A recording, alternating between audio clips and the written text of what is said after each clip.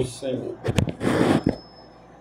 Amados, o texto se encontra na carta de Paulo aos Coríntios, primeira carta de Paulo aos Coríntios, capítulo 3 e o versículo 9.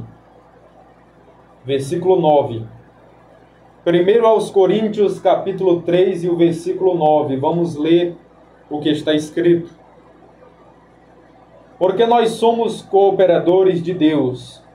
Vós sois lavoura de Deus e edifício de Deus. Segundo a graça de Deus que me foi dada, pus eu, como sábio arquiteto, o fundamento, e o outro edifica sobre ele.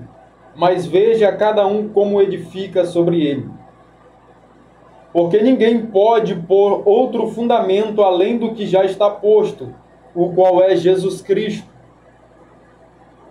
E se alguém sobre este fundamento formar um edifício de ouro, prata, pedras preciosas, madeira, feno, palha, a obra de cada um se manifestará na verdade, o dia a declarará, porque pelo fogo será descoberta, e o fogo provará qual seja a obra de cada um.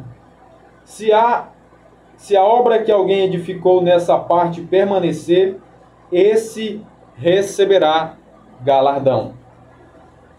Querido Deus, eterno Pai, Deus Todo-Poderoso, Pai de nosso Senhor e Salvador Jesus Cristo. Ó Deus, a Tua palavra foi lida nesta tarde. Agora eu lhe peço humildemente, encarecidamente, fala conosco, Senhor. Fala e fala poderosamente, em nome de Jesus. Amém. Amados irmãos e ouvintes, eu gostaria que você dobrasse a sua atenção para entender a palavra de Deus que nós acabamos de ler nesta tarde. Queridos, nós lemos aqui o texto em 1 Coríntios capítulo 3 e o versículo 9. Aqui o apóstolo Paulo, o apóstolo das missões, o homem que desvinculou a fé do judaísmo e trouxe para nós o Evangelho de Cristo, o Evangelho da graça. Paulo aqui está falando que nós, que servimos ao Senhor, somos cooperadores de Deus.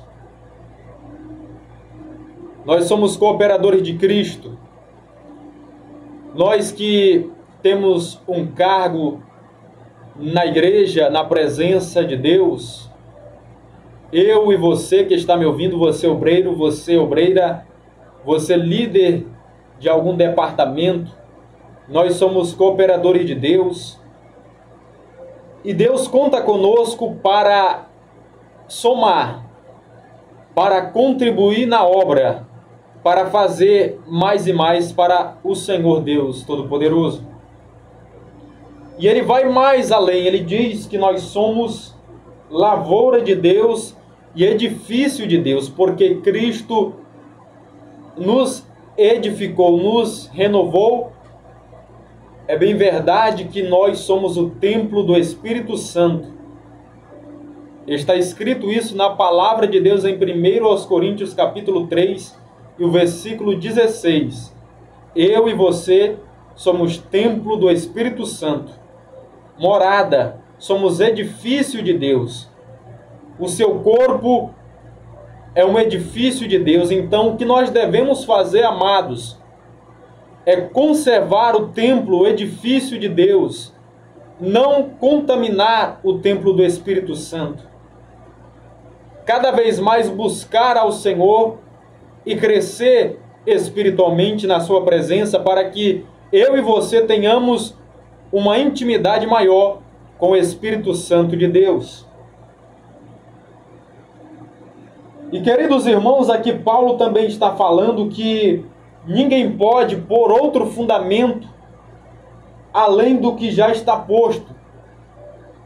Ou seja, ninguém pode colocar outro fundamento sobre as nossas vidas, porque nós já temos um fundamento que é nada mais e nada menos que o nosso Deus, o nosso Senhor Jesus Cristo, que pagou um alto preço pelas nossas vidas, pela nossa alma, e hoje nós estamos aqui glorificando ao seu santo e poderoso nome. Ele é o fundamento. Ele é o fundamento da igreja. Glória a Deus. O que eu acho interessante, amados, é que quanto mais nós lemos a palavra de Deus, a Bíblia Sagrada, nós aprendemos mais e mais. Nós aprendemos algo novo. Porque muitos pensam que quem fundou a igreja foi Pedro. Muitos pensam isso, talvez, por falta de conhecimento, por falta de examinar as Escrituras, porque Jesus nos ensinou a não só ler, mas examinar as Escrituras, a palavra de Deus. E se você ler o capítulo 16 do Evangelho que Mateus escreveu, você vai entender que quem fundou a igreja foi Jesus. Ele falou para Pedro: esta é a minha igreja, e as portas do inferno não prevalecerão contra ela. Ele disse para Pedro: tu és pedra, e sobre esta pedra eu edificarei a minha igreja. Mas Jesus é quem está falando que esta é a minha igreja. Então ele é o dono da igreja, foi ele o fundador da igreja. Ele deu apenas a responsabilidade a Pedro de dar continuidade na obra de Deus. Então ele é o fundador da igreja, é Cristo, é o dono da igreja. Ele é o edifício, é o fundamento, é a pedra angular. Então nós não podemos colocar outro edifício, amados, a não ser o que já está posto, que é o Senhor Jesus Cristo. Bendito seja o nome do Senhor Jesus Cristo. E se nós analisar também aqui o versículo 12, ele está falando sobre o tribunal de Cristo. Eu acho isso muito interessante. Eu peço a você que dobre a sua atenção para entender, para guardar esta mensagem no seu coração, amado. Paulo aqui está falando do tribunal de Cristo. Eu vou explicar para você entender, meu amado. Logo após o arrebatamento da igreja do Senhor, quando Jesus vier para arrebatar a igreja, e quando a igreja for arrebatada, logo após será realizado o tribunal de Cristo na Nova Jerusalém. E não confunda o tribunal de Cristo com o juízo final. Tribunal de Cristo é uma coisa e juízo final é outra coisa. O juízo final acontecerá no final de tudo. Já está falando do juízo final. Mas o tribunal de Cristo, meus amados, será um julgamento das obras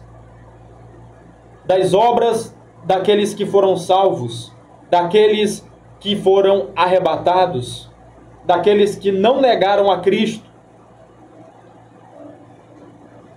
E o que eu acho interessante, amados, é que a salvação é mediante a fé em Cristo Jesus. A salvação é o dom gratuito de Deus. Quando nós aceitamos ao Senhor Jesus Cristo como nosso Salvador, nós já recebemos de presente a salvação, que é um dom gratuito, ou seja, de graça, que Jesus nos deu.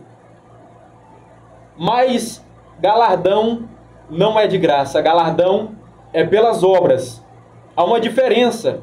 Salvação não é pelas obras, agora o galardão será pelas obras. Quanto mais obras você tiver para Deus, mais galardão você vai receber. Glória a Deus. Quanto mais você fizer, quanto mais você contribuir no reino de Deus, mais galardão você receberá. Está entendendo? E Paulo está falando aqui sobre isso.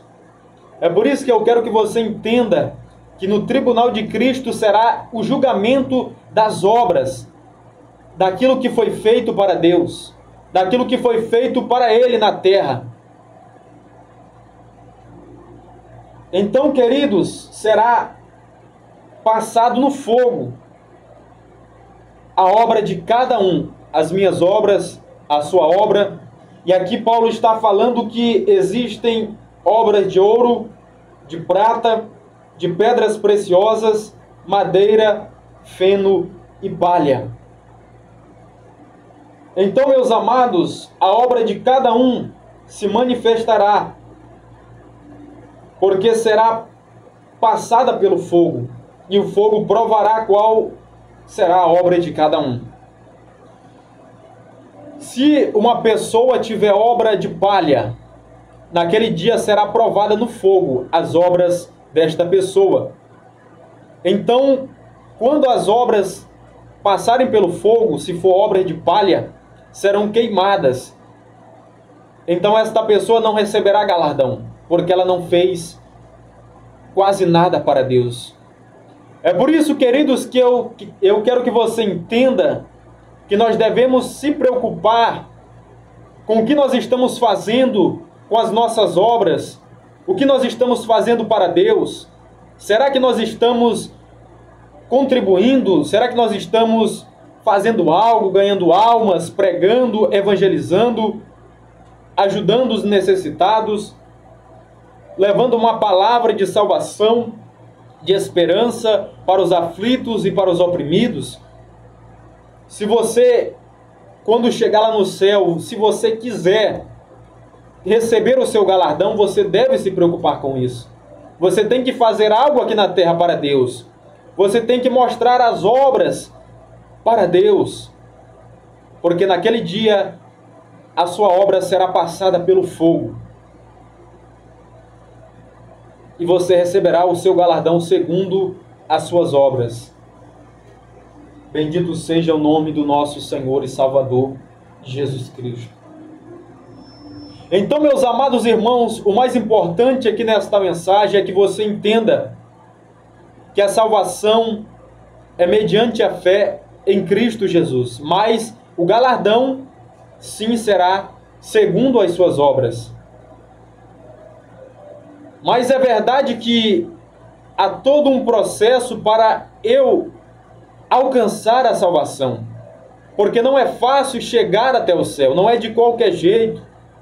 O salmista escreve que só vai entrar no santo monte de Deus aquele que é limpo de mãos e puro de coração, que não entrega a sua alma à vaidade e que não jura enganosamente.